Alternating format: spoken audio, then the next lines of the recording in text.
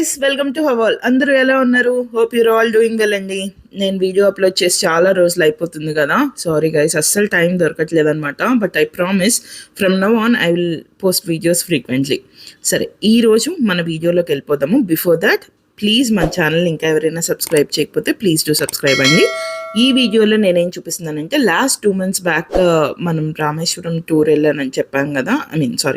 Tamil Nadu tour వెళ్ళానని చెప్పాం కదా.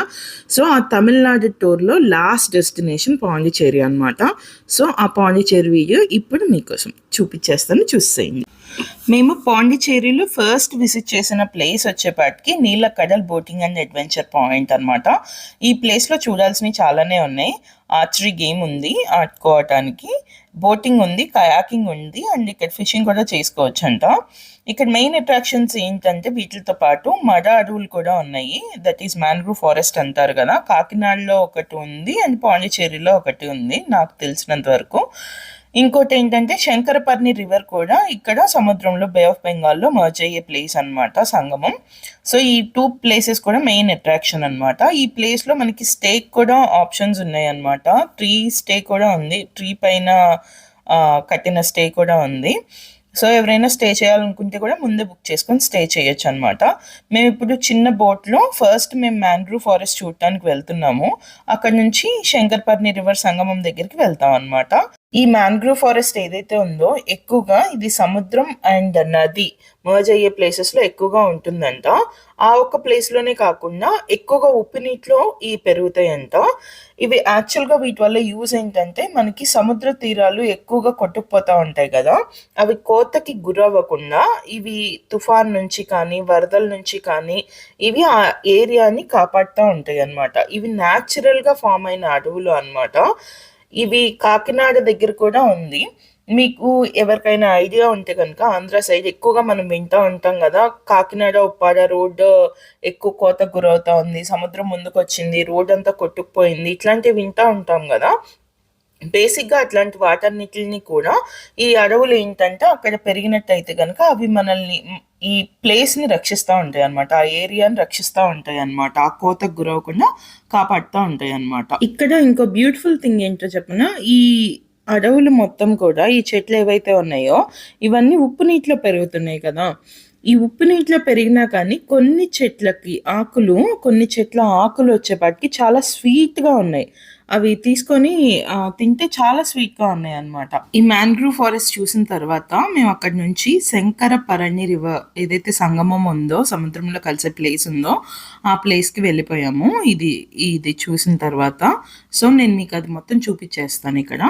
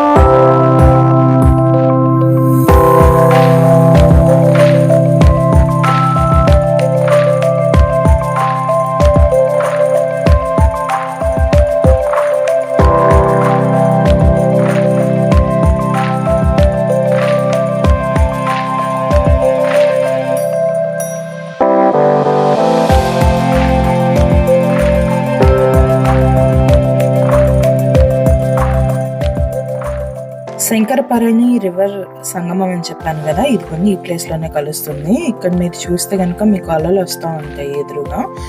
And నది వాటర్ అండ్ సముద్రం వాటర్ మర్జ్ అవుతున్నాయి కాబట్టి కొంచెం అలలు ఎక్కువగా వస్తూ ఉంటాయి అన్నమాట ఈ ప్లేస్లో.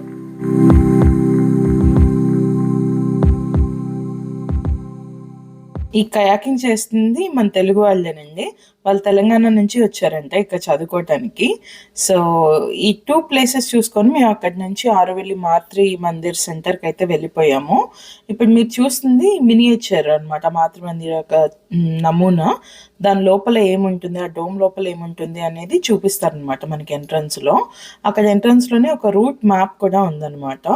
సో ఇక్కడ నుంచి ఎంట్రన్స్ నుంచి మనం ఆ డోమ్ లోపలికి వెళ్ళాలంటే ఆల్మోస్ట్ ఒక 3 to 4 కిలోమీటర్స్ లోపలికి అయితే వెళ్ళాలి. అట్లా వెళ్ళాలి అంటే మన ఓన్ ట్రాన్స్పోర్టేషన్లో వెళ్ళటానికి అయితే కుదరదు. మనం కార్ పార్క్ చేసేసుకొని అక్కడ నుంచి వీళ్ళు ప్రొవైడ్ చేసిన ట్రాన్స్పోర్టేషన్లో మాత్రమే వెళ్ళటానికి ఉంటుందన్నమాట. సో అక్కడికి వెళ్ళిన తర్వాత కూడా ఆ ట్రాన్స్పోర్టేషన్లో వెళ్ళిన తర్వాత కూడా ఆ డ్రాప్ పాయింట్లో దిగి మనం మరలా కొంత దూరం అనేది నడవాలి. ఆ దారిలో వెళ్తా ఉంటే ఇది ఒక సీన్గా అనిపించిందండి. ఆ ఉడిపిల్ల తప్పిపోయిందంట, పాపం అది బిక్కుమంటా ఉంది. దాన్నేమో మన వాళ్ళేమో ఆడుకుంటున్నారు పాపం. కానీ అది కూడా చాలా భయపడిపోతా ఉందన్నమాట జనాలందరినీ చూసేవాటికి. భలే క్యూట్గా అయితే ఉంది చిన్న పిల్ల. సో ఇక్కడ డ్రాప్ పాయింట్లో దిగిన తర్వాత చూసుకొని మీకు ఇక్కడ కనిపిస్తుంది చూసారా, ఇది ఒక పెద్ద మర్రి చెట్టు. దీని ఊడలన్నీ కూడా కిందకి పడిపోయి అవి కూడా చెట్లుగా మొలిచేసినాయి అనమాట. అవి కూడా లోపల రూట్స్ బాగా ఫామ్ అయిపోయినాయి.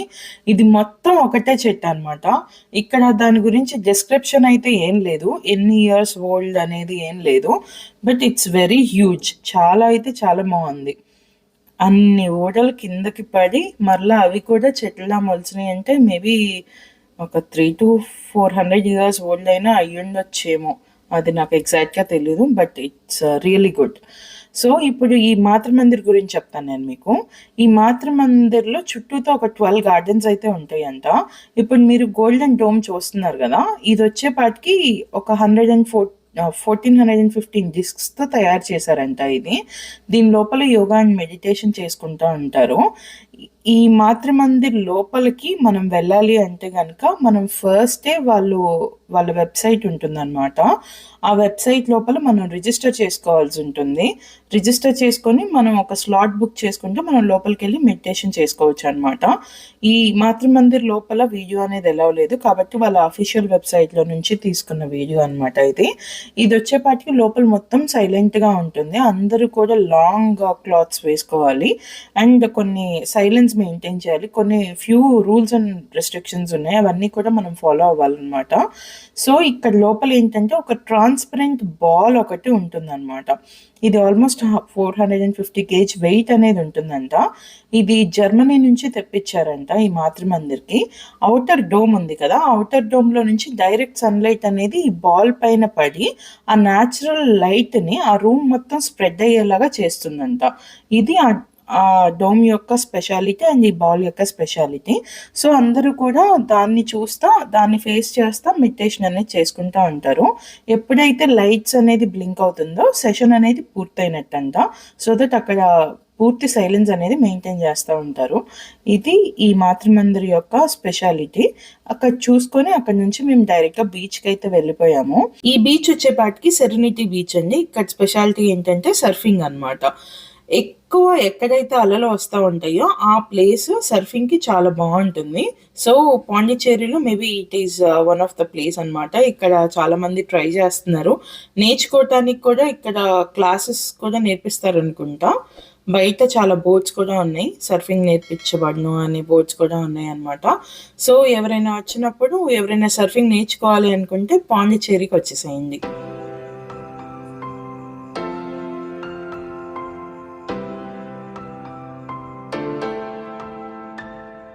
ഹേ വിടുമിതയമേന്തി പിടി, ഹേ അതിൽ കനവൈ അള്ളിക്കൊടി, ഹേ കുറുഞ്ചിറകു കോടി വിരി, വാ എന്നിതഴിലേറിച്ചിരി, ഗിറ്റാർ കമ്പി മേലേ നിன்று കീച്ചും കിളിയാനായി വണ്ണം என் வாழ்விலே வர்ணம் நீட்டுகிறாய்.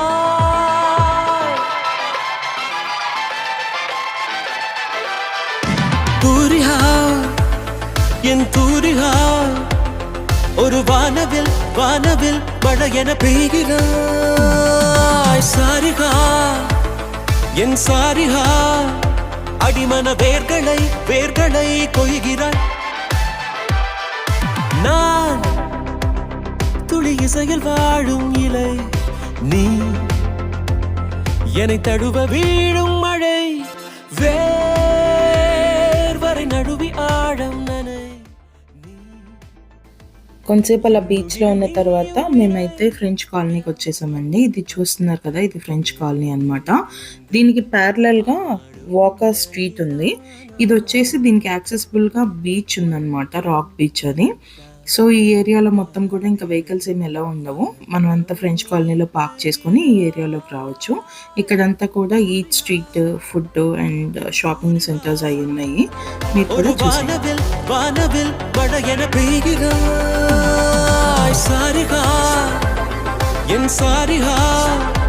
அடிமன வேர்களை வேர்களை கொய்கிறாய்